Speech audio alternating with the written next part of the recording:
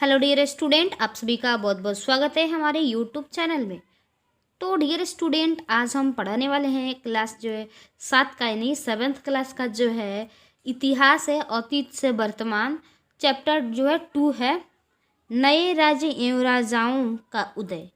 यह जो है चैप्टर बहुत ही इम्पोर्टेंट है, आपके एग्ज़ाम में जो है पूछ सकता है इसमें से क्वेश्चन। तो इसमें जो है हम बताएंगे, इस वीडियो में आपको जो है इसका जो भी प्रश्न अभ्यास रहेगा वह इस वीडियो में आपको मिल जाएगा। आपको जो है कहीं और वीडियो देखने की ज़रूरत नहीं होगी। यदि आपसे इसका प्रश्न जो बन जाता है तो बहुत अच्छी बात है, वरना इस वीडियो का जो सहारा आप ले सकते हैं, इसी से आप बना सकते हैं। ठीक है, तो चलिए हम वीडियो को करते हैं स्टार्ट।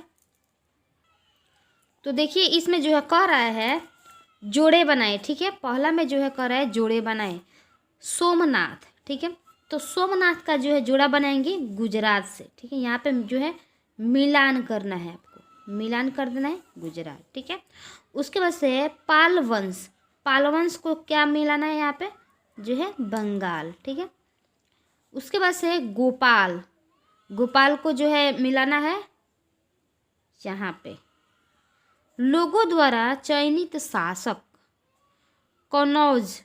ठीक है, तो इसका हम मिला देंगे यहाँ पे त्रिपक्षीय संघर्ष मध्य भारत, इसका जो है मिला देंगे गुर्जर प्रतिहार। ठीक है, तो ये जो है मिलान का जो है यहाँ पे लिखा है जोड़ा बना, यानी कि आपको क्या करना है मिलान करना है। ठीक है, तो हमने मिलान कर दिया। अब हम आगे बढ़ते हैं, जो है प्रश्न कह रहा है इसका उत्तर जो है संक्षेप में आपको बताएंगे। तो चलिए जो है क्वेश्चन को पढ़ लेते हैं। पहले कह रहा है दक्षिण के प्रमुख राज्य कौन कौन थे। जो है दक्षिण के प्रमुख राज्य कौन कौन थे, तो आपको लिखना है। तो चलिए हम देख लेते हैं ये उत्तर में कैसे लिखा जाएगा। तो चलिए इसका जो उत्तर होगा, दक्षिण के प्रमुख राज्य निम्नलिखित थे। ठीक है, पहला है चोल, ठीक है, दूसरा चेर, पांड्य, राष्ट्रीय कूट, पांचवा है चालुक्य। ठीक है, पांचवा चालुक्य। चलिए आगे जो है प्रश्न देखते हैं। तीसरा जो है कह रहा है उस समय राजा कौन कौन सी उपाधियां धारण करते थे। तो देखिए इसका जो है उत्तर देख लेते हैं। उस समय के राजा अनेक और बड़ी बड़ी उपाधियां धारण करते थे, जो उनके द्वारा विजित राजाओं उनकी अधीनता स्वीकार करते हुए देते थे, जैसे महाराजा धीराज, परम भाट्यरक, परमेश्वर आदि।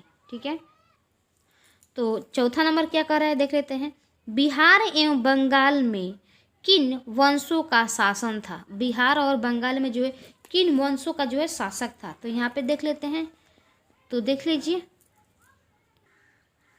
तो देखिए इसका जो है उत्तर हो जाएगा बिहार और बंगाल में क्रमशः सेन तथा पाल वंशों का शासन था। यहाँ में क्वेश्चन कर रहा है बिहार और बंगाल में किन वंशों का शासन था, तो था सेन तथा पाल वंशों का जो है शासन था।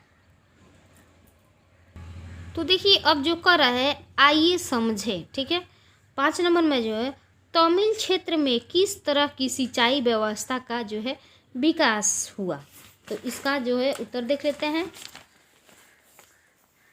देखिए यहाँ पे इसका उत्तर है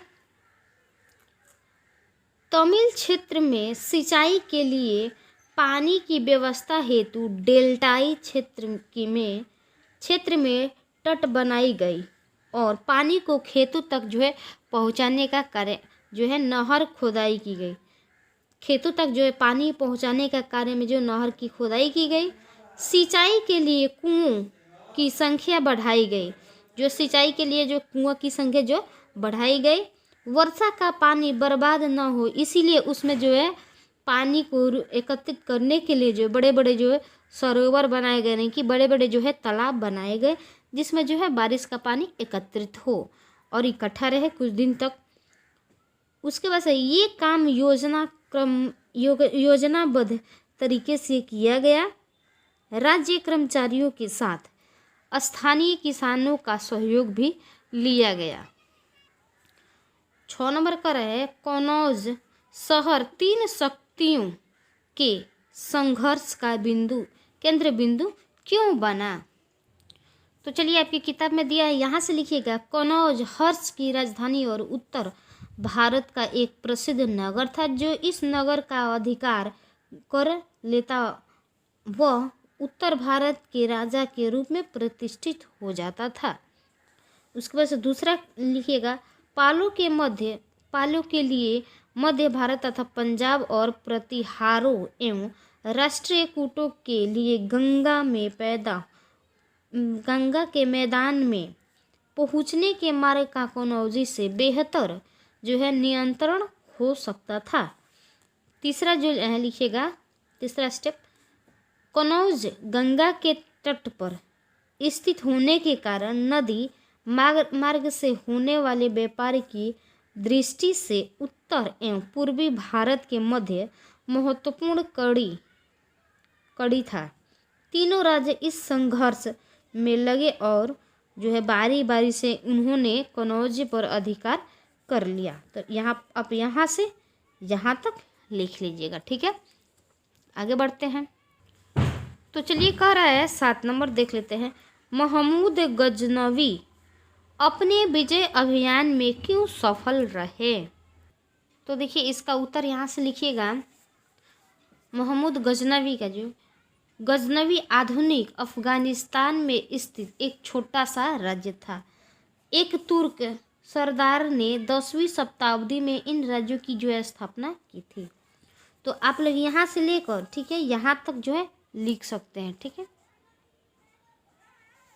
यहाँ से लिख लीजिएगा 7 नंबर का जो क्वेश्चन यहाँ से यहाँ तक, ठीक है। आप छाट कर भी लिख सकते हैं, कोई दिक्कत नहीं है। तो देखिए 8 नंबर का है सामंतवाद का उदय किस प्रकार हुआ? सामंतवाद का जो है उदय किस प्रकार हुआ? तो देखिए आपको यहाँ से लेकर यहाँ तक आपको लिखना है। सामंत, राय, ठाकुर, रावण और रावत। आपको याद होगा कि पहले के समय में राजा युद्ध में जब किसी राजा को हराते थे तो उसके राज्य को जो है अपना राज्य में मिला लेते थे, ठीक है। लेकिन आपको यह जानकर आश्चर्य होगी, हैरानी होगी कि 400 ईस्वी से जो है 1000 ईस्वी पूर्व, ठीक है, के बीच के समय में युद्ध में हारे हुए राजाओं को आमतौर पर अपने राज्य को जो है वापस भी मिल जाते थे। बदले में उन्हें कुछ शर्तों माननी पड़ती थी। पराजित राजा को यह स्वीकार करना पड़ता था कि विजयी राजा उसका जो है स्वामी है और वह जो है विजयी राजा के चरणों में रहने वाला सेवक है। विजयी राजा अधिपति कहलाता था। अब जो है विजयी होता था, ठीक है, जो राजा विजयी होता था वो क्या कहलाता था? अधिपति, ठीक है। अपराजित राजा उसका जो है सामंत कहलाता था। तो आपको जो है यहाँ से यहाँ तक लिखना है। तो ये जो चैप्टर कंप्लीट हो गया। आई होप ये वीडियो अच्छा लगा होगा, तो हमारे चैनल को लाइक, कमेंट, शेयर, सब्सक्राइब जरूर कर दीजिएगा। फिर मिलते हैं अगले इंटरेस्टिंग वीडियो में। यदि आपने जो है अध्याय 1 यानी चैप्टर 1 नहीं देखे हैं तो हमारे जो चैनल के प्लेलिस्ट में जाइएगा, वहाँ से आपको मिल जाएगा, आप वहाँ से आसानी से देख सकते हैं। Thank you for watching my video.